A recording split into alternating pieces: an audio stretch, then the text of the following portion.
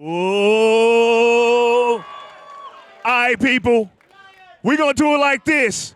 Who's ready to hear the #1 man in music coming to the stage right now? DJ Khaled.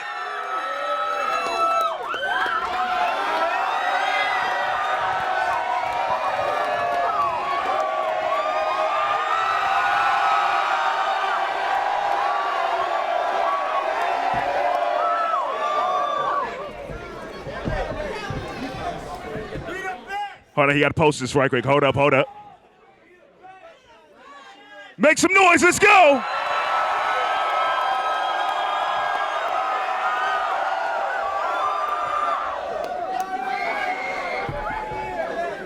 Major key alert.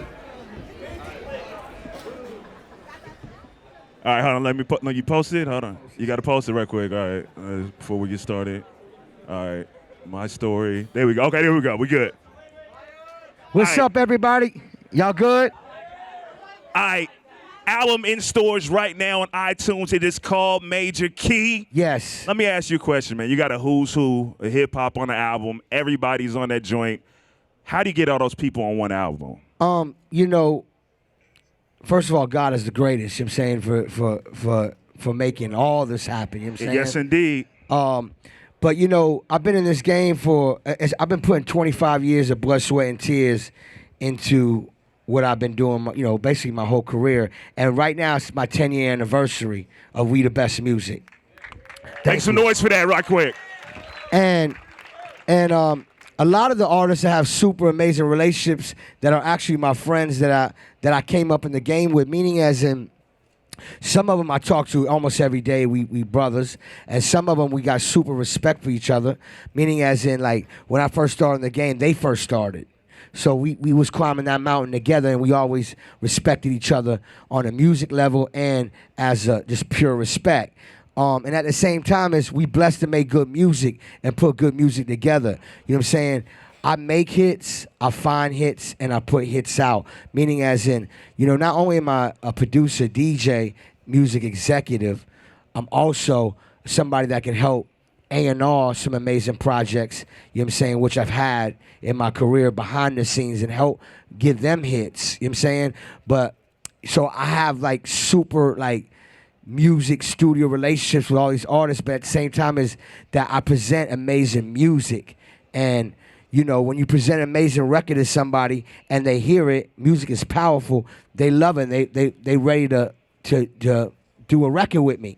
You know what I'm saying? And you know, like I said, I got catalog, and I feel like, you know, that I don't call myself king of the anthems just to say I'm the king of the anthems. You know what I'm saying? So if I call you, you know what I'm saying, you know, I would hope that you would be excited to work on a record, as well as I'm excited to work on a record with you because I am a fan of the artist, because I'm a fan of everybody that's on my album. You know what I'm saying? So I'm a fan first, you know what I mean? And they know that because I'm passionately love their music. You know what I will say too, honestly, you know, I'm not just saying this because you're in front of me, but listening to Major Key, it was the first album I heard in a long time. There's no fillers. Like, Yeah. there are no, like, every song, like, from the first to the last, you're like, damn. Yeah. Damn. I made sure on this album, and I have to be super honest with you, that was like a major key. I wanted every record to be an anthem, a single, whatever you call it, basically your favorite record. And the inspiration of this album came from the fans. It was fan love that pushed me because they gave me so much love. You know what I'm saying? They gave me so much love. They pushed me.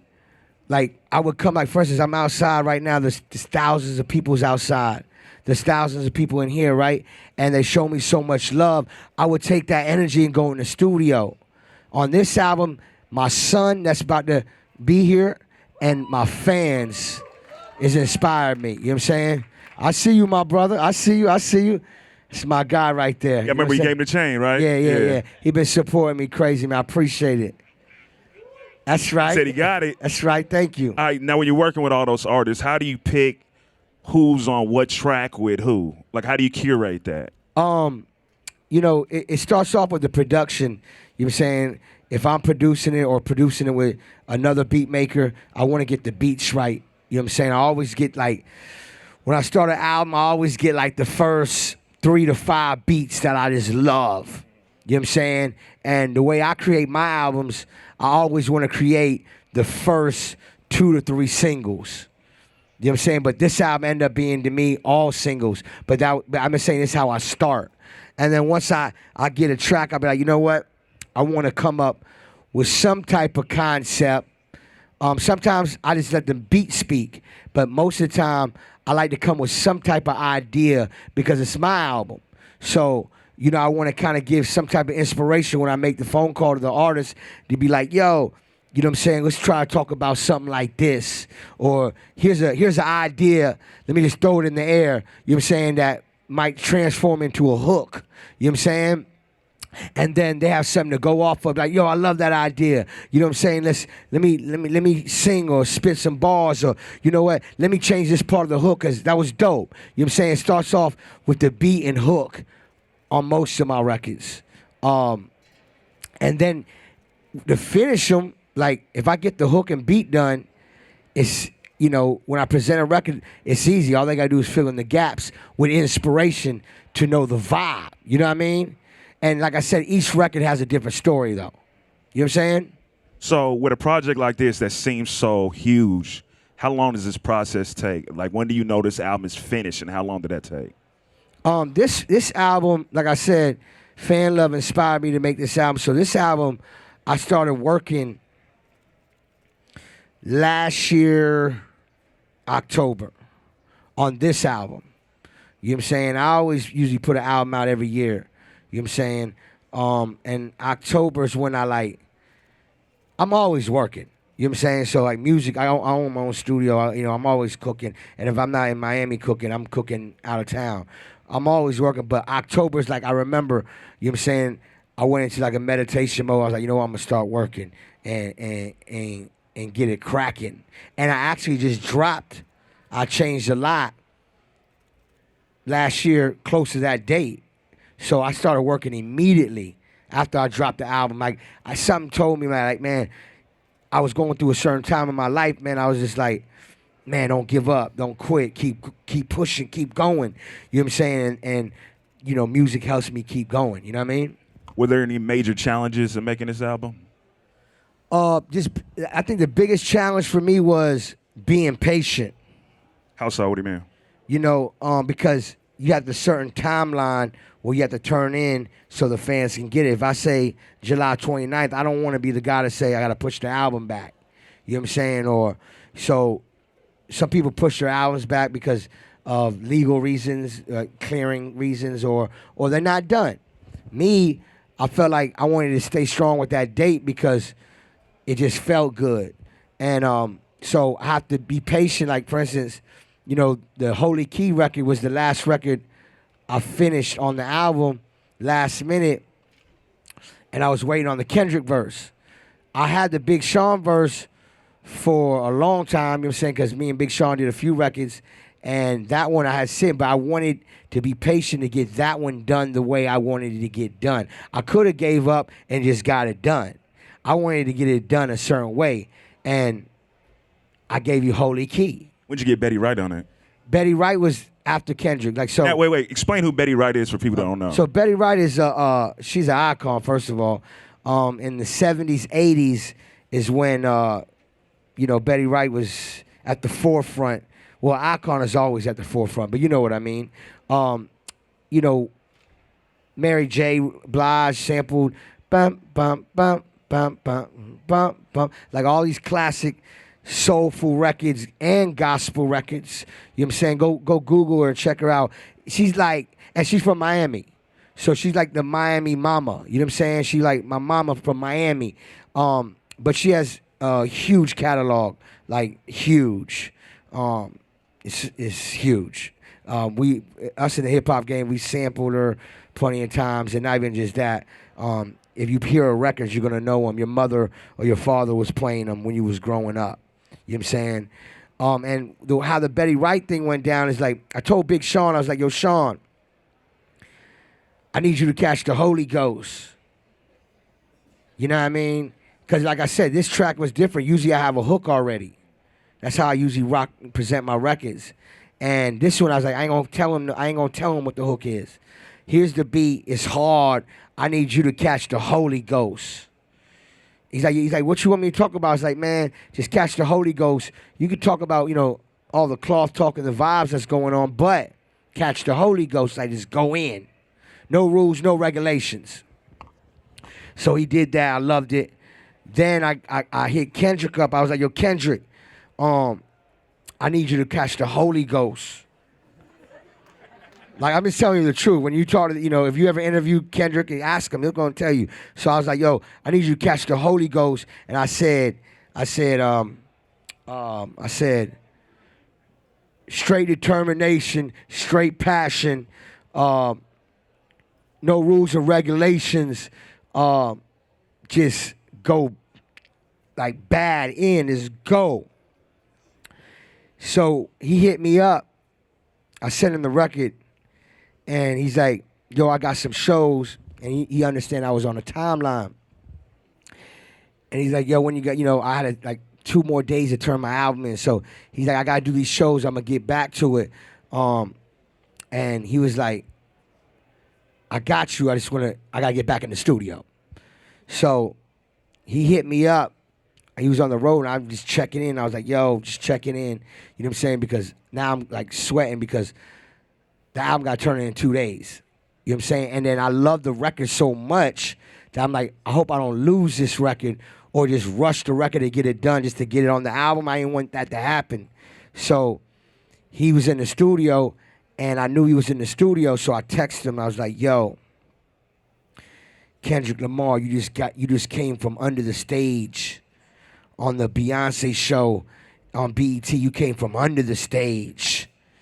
And you just got done performing on water, and you just, I was like, yo, Kendrick, I need you to give him that cloth talk. And I was just going in on the text, like legendary talk, like legendary.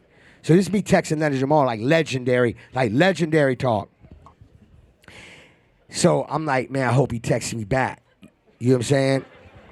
Nah, it's all real talk. So he texts me back, and he put cloth talk. I said, I was in the studio, I looked at everybody and said, oh, that verse is coming. That verse is coming. And then like the next day, he texts me the verse. Them iPhones, you could text songs and stuff. So he texted me the verse, I push play. Man, I swear to you, man, I couldn't believe it. I got goosebumps. Because the man started rhyming and then started going bad. And then so this is like 4:30 in the morning, I got it. So at 4:34, because the song about 4 minutes long, 4:34, I text Betty Wright, like, yo, Miss Wright, I need you to meet me in the studio immediately. I got this idea, because when I heard it, I was like, this is going to be called the Holy Key. I got this idea. We got to celebrate the Holy Key. And it's the last song on the album I'm making on the major keys. It was like a vibe. So she texted me back at like 6:32.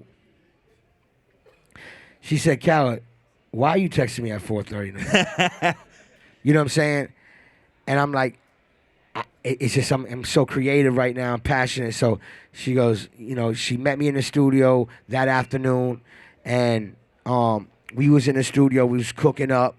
And we both collaborating with some ideas, and she's like a one-taker, you know what I mean? She went to church, you know what I mean? Here's how I know you're hot right now. You know how I know you're hot? You know how I know you're hot right now? Talk to me. You got Jay-Z in a video. Yeah.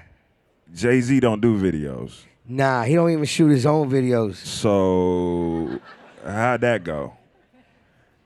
Here we go. That's a whole nother event. We got time. So so the Jay-Z, first of all, that's my brother. And, when we got the record done, you know what I'm saying, super blessing and super grateful to get the icon Jay-Z to do a record. You know what I'm saying? Not only a record, 2 verses. And when the record was done, boom, boom, I'm on tour with Beyonce. And that's another super blessing. You know what I'm saying? Like this, it's a lot going on in my life that's so amazing. Thank you, God. And we backstage at the Beyonce tour, so I get to see him backstage, and I always see him. Yo, what up, boom, boom, show him love. You know what I'm saying? Greet him, show him love, go do my show, show him love. So I was like telling Lenny S, I was like, yo, listen, we gotta hit Jigga and tell him I need to talk to him, but not to say what's up, like a meeting. Like, you know what I'm saying? Like cloth talk meeting, you know what I mean? So he knows that we come in to talk cloth talk meeting. So like it's a meeting. You know what I'm saying? So he comes, sees me in my the dressing room before I go on. And I was just pacing in the dressing room while he was sitting on the couch. And I'm just walking back and forth. He looking at me like, what's going on, man? This man, Khaled just keep walking back and forth. 'Cause I'm ready to let so much cloth talk out to find a way to get this video done. So I said, yo, Jigga, I said, yo, I don't want to drop this record. Just drop the record. I said, I would love to drop this record with the visual. And I was like, yo, hold on, before you say something, I think it'd be so amazing that not only do I have a record with you, you know what I mean? It's just a special time. I said, look what's going on. I'm on the Beyonce tour. You know what I'm saying? I'm with you. I'm on stage at the stadiums, sold out every night. You know what I mean? And I was like,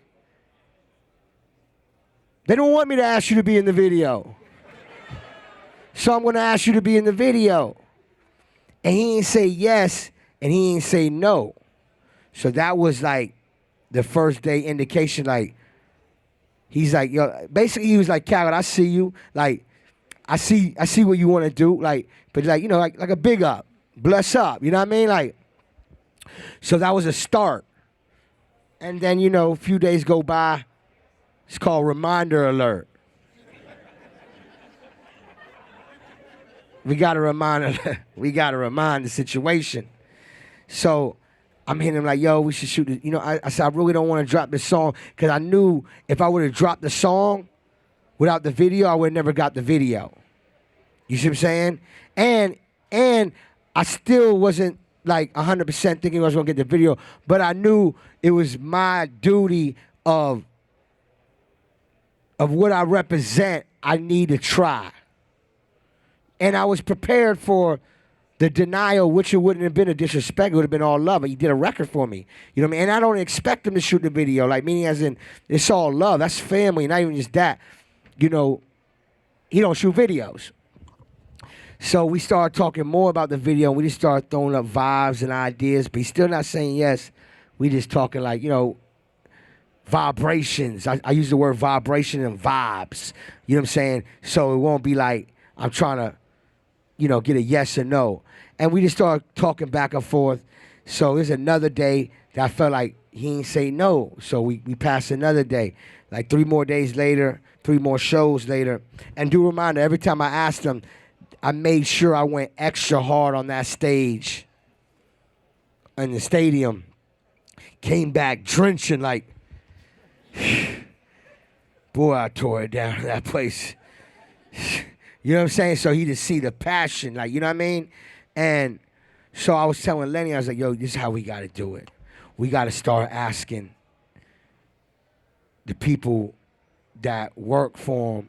Lenny worked for Rock Nation, but besides yourself, we need to start asking, like, yo, let's try to schedule a video to see when his people hit him, is he going to say, what do you mean schedule a video? You know what I'm saying? Like, let's start, like, yeah, it's like it was like your man Dr. Dre, which I love and I'm so inspired by. Still waiting for you to get on the show. I'm ready. I'm ready. Just check. It's like calling Dr. Dre's assistant, and then yo, I talked to Dre. We might shoot this video. Find out what's a good day to do it.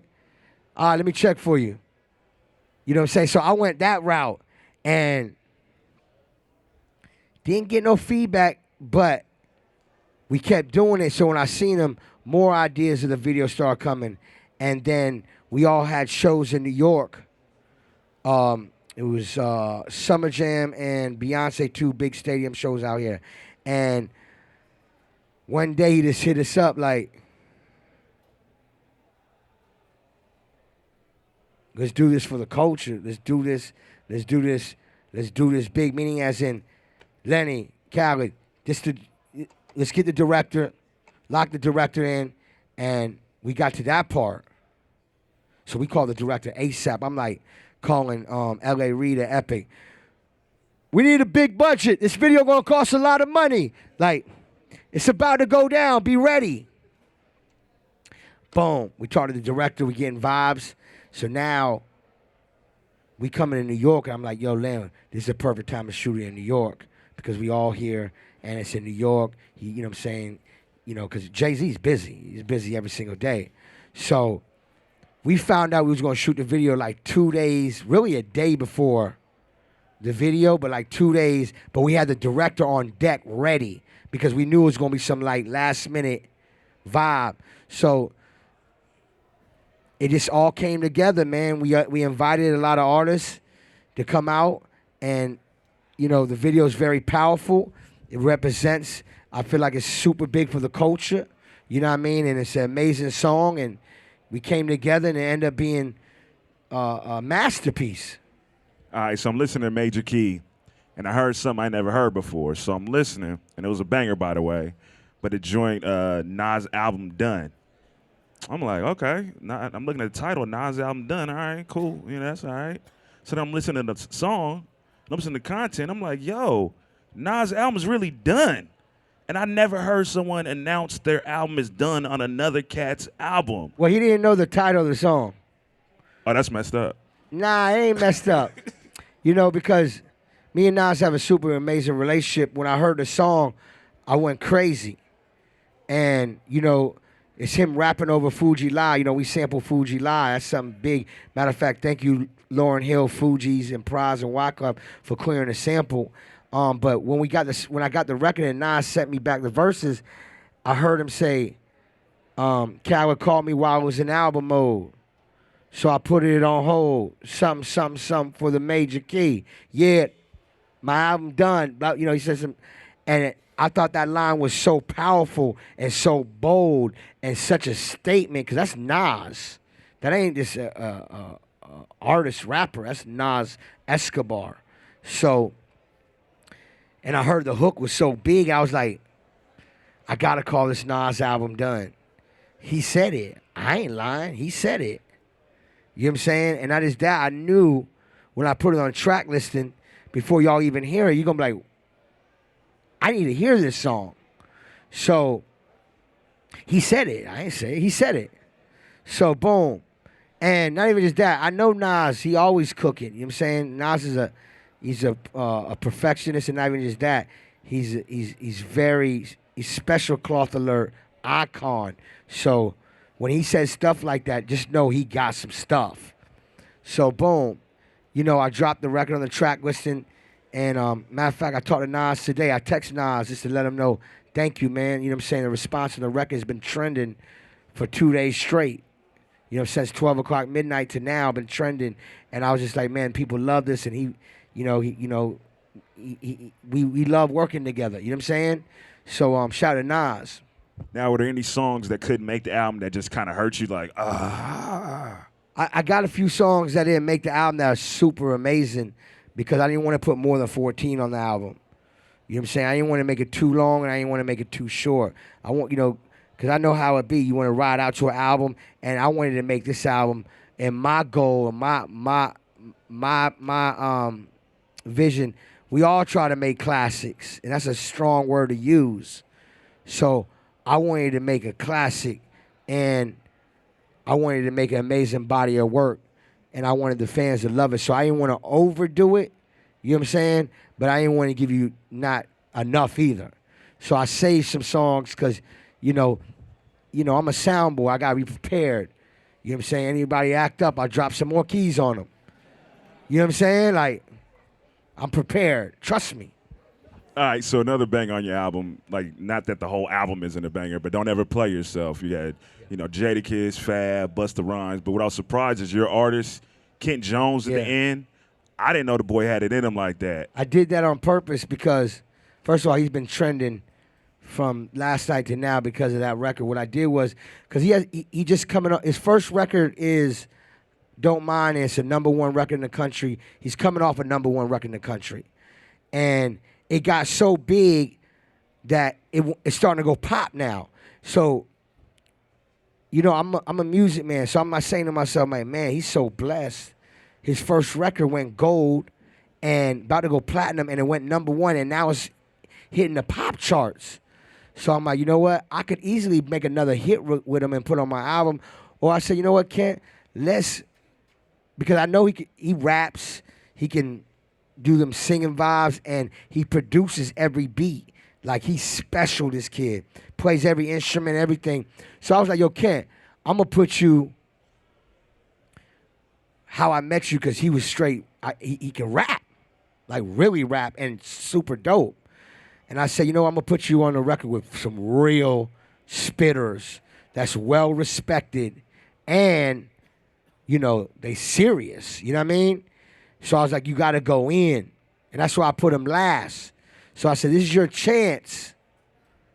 Not only that people like you as a new artist, this is your chance that nobody can question you, and you about to have a respect stripe on another level. All you have to do is go in and put them bars on that record. And he just knocked it out like that. And then the response I'm getting right now is that boy went in. And they all say, I ain't know Kent Jones could do that. And that's my job as a music executive, and his job as an artist to let the fans know he can do everything. You know what I'm saying? And now the fans are going to be like, man, I want to hear more from him. And we're going to give you more. So shout out to Kent Jones. All right, so I heard a story about you. I didn't know if this was true or not. I heard you wanted to do a record with Jay-Z so bad you moved to New York. Is that true? Yeah, so on They Don't Love You No More, it took me it takes years to get Jay-Z on at least for me, to get him to do a record, even though it's my brother, it's my friend, and now he manages me. But on that record, it took me a full year exactly. I come back and forth to New York a lot because, you know, it's just, I got to do what I got to do. I got to travel in different cities, and New York's a city I come a lot to. And he was working on his album with Magnum Carter. So I was blessed to be in the studio with him when he was recording some of the records, and you know, I'll be vibing. It's my bro. So we vibing, but of course I'm hustling, and I'm like, yo, you know, we got to do a record, bro. The fans want Khaled and Jay-Z. I'm telling you they do. You know what I'm saying? And he's like, again, not saying yes or no, but I was so persistent of showing him that I wanted it. So I knew the only way to get this is to be around him and let him feel my presence. So I told my lady, I was like, yo, I got to get a condo here. So I ended up getting a condo in New York, and I would stay most of the time in New York and go back to Miami because that's my home. But I would do it. But I would stay in New York, and I told Jigga I ain't leaving. I'm not leaving. So if he go eat somewhere, I'm right down the block, so he might pass me. And if he in the studio, if he invites me, I'm there. And then, and if I can't hang with him that day, I'll go on the radio or something where, in case he's driving, he hear my voice. Like, he just know I'm around. This guy ain't stopping. You know what I'm saying? And then I send kites to him and like, yo, I ain't leaving. You know what I'm saying? I want this. You know what I mean? And, you know, if the music speak and it's good, I need you. So I finally played him the record, and he agreed to do it, but it took like 6-7 months. You know what I'm saying? And I didn't leave until I got it. Like, literally. And I actually lost a lot of weight at that time. That's when I was in the gym on another level, because I had a yeah, that's when elliptical talk really kicked in. Because every day, you know, I don't live out here, so I'm like really going hard just to like keep myself focused, you know what I mean? And we pulled it off, man, and it's an amazing story. That's dope. So I always like people knowing that it's not just about the success. It's about the climb to success. Like, everyone sees the chains, everyone sees the Snapchats, everyone sees you watering the lion. Everyone sees that, right? But tell them about the part you were actually homeless at one moment, right? So looking back, What was that Well, moment like? Um, it's not like I was almost homeless. It's what it is was I was following my career and I wouldn't give up. Meaning, as in, I didn't live with my mother and father at one point, so I had to man up, and um, you know, there was times where I would make $100 a week. You know what I'm saying? I'm a teenager. I'm making $100 a week.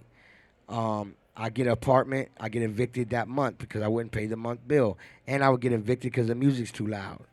You know what I'm saying? And I was going through like a hard time, and I had a vision. I just couldn't give up, and there was times where, I had to sleep in the back of a Honda Civic. You know what I'm saying? And I just wouldn't give up. Like, you know what I'm saying? And I just kept hustling. I started throwing parties, passing out flyers. You know what I mean? And started making a little more money from 100 to 200. You know what I mean? From 200 to 300. When I start getting to that $1,000 gig, you know what I mean?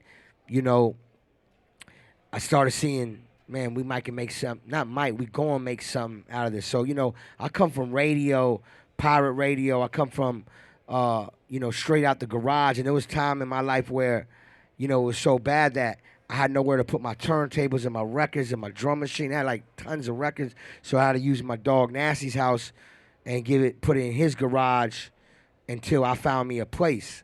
You know what I'm saying? And I end up, moving to Miami. I've been in Miami. Miami's my home. And Miami, I've been in Miami for over 20 plus years. And it's like, I just literally would sleep in 25-hour hotels, you know what I'm saying, and work for other promoters, promote their parties. I even did like security for the VIP just to be around, just to get the promoter to like me. You know what I'm saying? And then I would do little guest spots and I would rip it down legendary, where my whole key was any opportunity I ever got, anytime I ever, like say right now I have an opportunity and I'm on the stage. When everybody leave here, I'm hoping that everybody has something good to say about what they experienced. And that's how I took it when I would get on the turntables. I would rip it down so legendary, you'd be like, who's that kid? You know what I'm saying? Oh, that's that kid, DJ Khaled. Man, he dope. You know what I'm saying? Like, then they'll hear me on the radio. Who's that kid? Oh, man, that's that kid, DJ Khaled. Man, he dope. You know what I'm saying? Like, or in the studio, it just would pass and it would just grow. And I'm just telling you that for a reason, because we are so powerful. If we like something, we like it. It's like a food or something. We like something, we like it. And people started liking me, and my name kept getting bigger and bigger. So every opportunity I took, I just took to the next level. Gotcha. Let's talk about your radio show. So Beats One, Apple Music. Anybody here got an iPhone? Okay, cool. So if you got an iPhone, what you can do is you go to Apple Music, you can go to Beats One. You can actually listen to the shows on demand. We the Best Radio. Yeah. Talk about it. Well, We the Best Radio will be on in an hour at 9 o'clock, so you can listen to it today. All you do is go to Connect, hit Music, and then hit Radio, and then We the Best Radio is on Beats One. I'm on every Friday. I did a special show yesterday to premiere the album, and they're actually going to rerun that show today. So I do that every Friday, a 2-hour mix show. I interview artists. The show is really dope, man, because, I love DJing so much. When Apple Beats called me to do a radio show, I was so excited because I come from radio, and now I get to do a radio show worldwide. You know what I mean? And the show crazy. Like, you know what I'm saying? I play all the new vibes, but I also play like the classic vibes. I'm cutting, I'm scratching, you know what I mean? And the interviews be dope. You know what I'm saying? Some real hip-hop vibe. I know you're going to love it. So if you haven't heard it, man, check it out. It's amazing. And then besides my show, you got Dr. Dre's show, The Pharmacy. You can check him and Dr. Dre out. You got OVO Radio. You got Q-Tip. His show is called Abstract. Abstract Radio. You got Major Lasers. It's so many. Zane Lowe. It's so many amazing shows on there. You can just keep it all on all day. It's amazing. All right, so let's talk about your headphones. Yeah. The Unity headphones. Go ahead, speak upon it. Well, this is like a world premiere alert. So the Unity headphones is with Beats by Dre. a huge inspiration of mine, man. I love Dr. Dre. And the Unity headphones is what's on the screen. What's so beautiful about the Unity headphones, one side obviously represents where we at. You know what I'm saying? The USA, America. And the other side will represent other countries. You know what I'm saying? But what's so dope about the Unity headphones, I got with Beats and I was like, man, I want to represent this because I'm about unity. You know, on my records, I bring people together and it's unity. I'm about peace and I'm about love because love is the key and love is the answer. And Beats headphone, besides it being such quality headphones and you can listen to great music, but these edition of the Unity, wait till you see all of them. We talking about, I don't know the exact number of different versions, but what's so dope is it's about unity, right? So you can wear those or you can wear the Brazil vibes or the, you know what I'm saying, different vibes, you know what I'm saying, and different countries and Egypt, whatever. It's every, what'd you say, my brother? Oh, you said it? Who said it? Okay, respect, yeah. Unity headphones, it's like, they represent everybody. Everybody. And I said, I got to be the guy that do this because I represent unity. I represent fan love. I represent that. And you know what I'm saying? And not even just that. I've always wanted to work with Dr. Dre, Beats by Dre. You know what I'm saying? Shout to Luke and the whole Beat staff and Jimmy Iovine and Apple and everybody. This is like a big thing for me. And you see me with them exclusive Fendis right there, right? This is crazy. But it's going to be big. So one side represents a country, the other side is just simply unity. So even though you might be from somewhere else, we're all together. Yeah, basically the whole message is we all one. We all blessed by God. We all one. All of us is one. You know what I mean? And we just can't just say it. We have to live it and be it because we all are one. You know what I'm saying? And that's like important to me because I love all of y'all. You know what I'm saying? And the Unity headphones is something that I represent. So go back. Who's ready to ask Khaled some questions? I'm an up-and-coming music producer and DJ myself, and I was wondering if you could give me some of the major keys of self-promotion and how to really get your content out there. First, the major key is to be yourself. You know what I'm saying? You know, you got to love yourself, and when you love yourself, meaning as in being yourself, people going to respect that because you represent. What's your name? Tom. So they're going to be like, that's Tom and not Bob. You know what I'm saying? That's Tom. So that's a major key. And, you know, you got to represent yourself right. You know what I'm saying? And for people to become a superstar, you have to be a superstar. And what I mean by that is your fans, they're going to connect to you. You know what I mean? And with my success, besides the music I make, I feel like me and my fans, we have a connection and we personally kind of know each other because we kind of have the same stories and we kind of relate like on certain situations. And me, I only promote like, if it ain't going to motivate me, how I'm going to motivate you? You know what I'm saying? If it ain't going to inspire me, how I'm going to inspire you? So the key is, you know what I'm saying, whatever craft and talent that you have, if you want to be a DJ producer, you got to basically start from the bottom, self-made, from ground up. You know what I'm saying? If it's DJing, man, DJ a house party, DJ for your crew, 4 guys in your crew, whoever your crew is, get them to like you so they can talk and brag about you and promote you. Then, you know, DJ for if you can get in a club, whatever, you have to let the word of mouth is going to start popping. And when the people start speaking, but you can't stop working, you can't stop hustling. You just got to keep going, bro, and believe in what you believe in. Yo, what's good, Khaled? My name's Low Key Luke from Brooklyn. How you doing, bro? I'm blessed, my brother. How you doing? All right, my question is, as an upcoming music producer from Brooklyn, what is your biggest key besides promotion? What's your biggest key that you got for us? The biggest key is God, master key. But for a producer,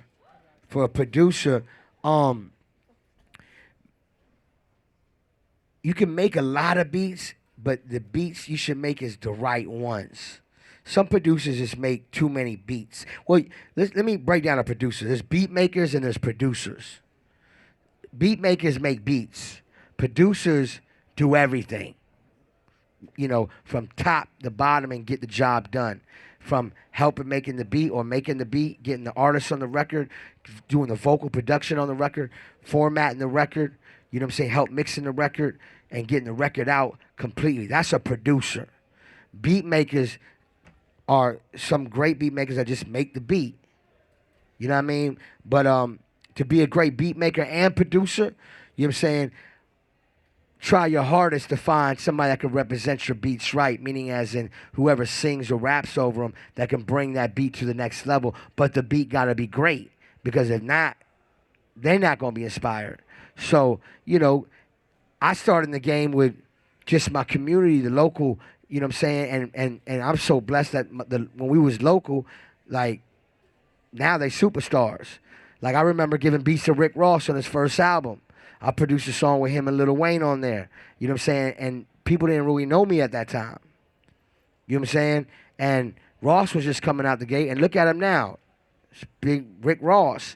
And look at DJ Khaled now. What I'm saying is, you know, if you know rappers, or maybe you might be the next Jay-Z, the next Kendrick Lamar, feed them music, as well as feed other people music. And, you know, the word will get out. But what's so dope right now about the game is there's really no excuses, because there's Twitter, there's Snapchat, and there's Instagram, and there's the internet. So you're going to get heard. I'm gonna hear your beat if it's that dope. I'm going to find a way. You know what I mean? So make great music, bro. I want to know if you and your fiance have picked out a name for your son yet. Yeah, well, we going back and forth with names.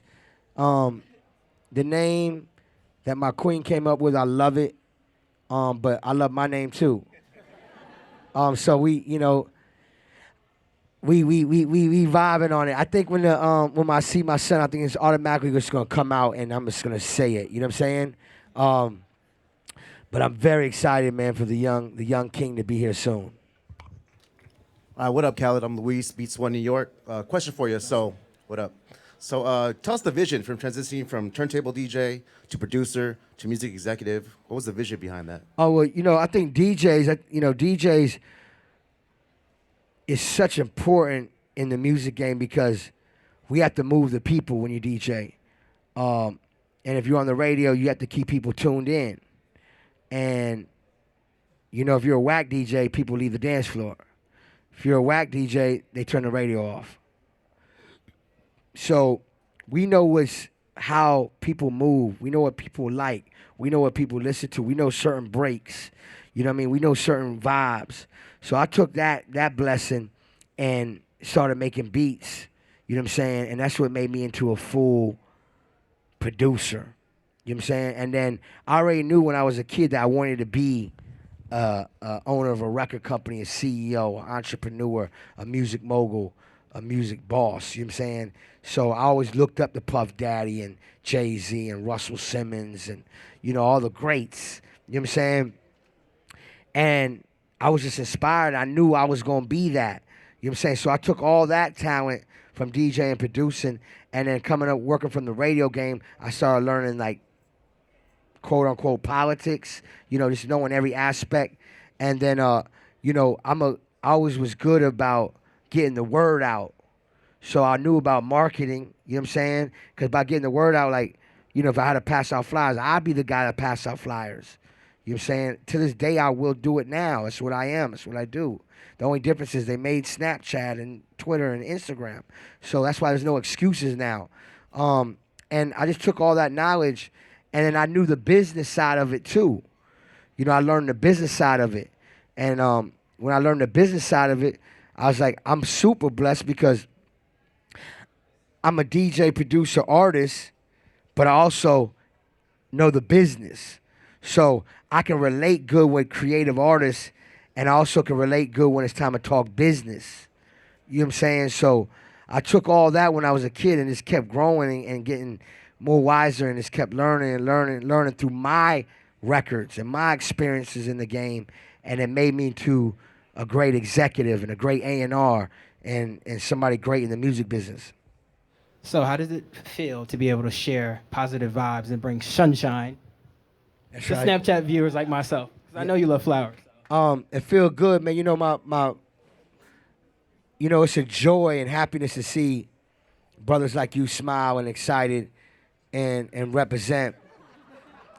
Because, you know, the key is besides, the key in my life was in my career, because I always wanted to find joy and happiness. And I found it. And when I found it, y'all embraced it. And then when you embraced it, now, when I see y'all, like when I pulled up, it was thousands of people screaming, showing love. You know, that's love. Love is the answer, bro. It's the key, I promise you. That's why they don't want us to love. You know what I'm saying? Love is the most powerful thing in the world. That's why they don't want us to love. So if we come together like the Unity headphones, we come together, love is the answer and it's the key. I've watched your Snap stories for a year and they inspire me every day, but I'd like to know, what's your biggest source of inspiration? God. He's my biggest inspiration. I pray almost every second of the day, when I walk, when I eat, when I sleep. Even when you don't see me put the prayer up, the hands, and I'm always just praying. I'm so grateful for life that we breathing. You know what I'm saying? And when you have life, you can accomplish anything you want to accomplish, anything. And if you have a problem in life, you can fix it because you have life. You know what I'm saying? And God, he's the greatest, man. I promise you, he really is. He's the greatest. I want to thank everybody for coming out. Don't forget the album in stores right now. Major Key. Make sure you listen to the radio show that's going to be on any minute now. We the best